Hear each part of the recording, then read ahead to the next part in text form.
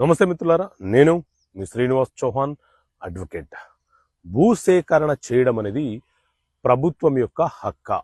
So మిత్రులారా, మన దేశంలో భూసేకరణ చట్టం 2013 అమల్లో ఉన్నది.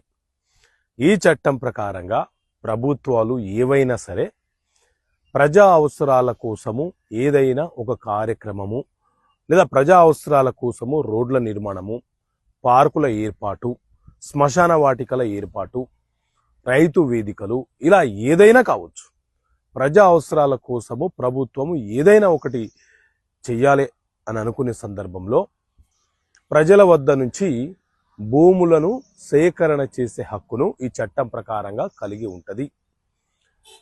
ప్రభుత్వము రైతుల వద్ద నుంచి, ప్రజల వద్ద నుంచి భూములను తీసుకున్నప్పుడు ప్రజలు నష్టపోయే అవకాశం ఉంటుంది. కాబట్టి ఇదే భూసేకరణ చట్టం 2013 ప్రకారంగా ఎవరైతే భూమిని కోల్పోతున్నారో వారికి నష్టపరిహారము చెల్లించాలి, లేదా ఎవరైతే భూమిని కోల్పోతున్నారో వారికి మరొక చోట భూమిని కేటాయించాలి.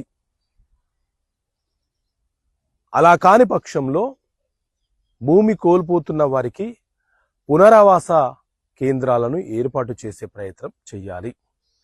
ఇలా ప్రభుత్వము ప్రజలను సంతృప్తిపరిచి వారి యొక్క భూమిని ప్రజా అవసరాల కోసము తీసుకునే హక్కును కలిగి ఉంటుంది.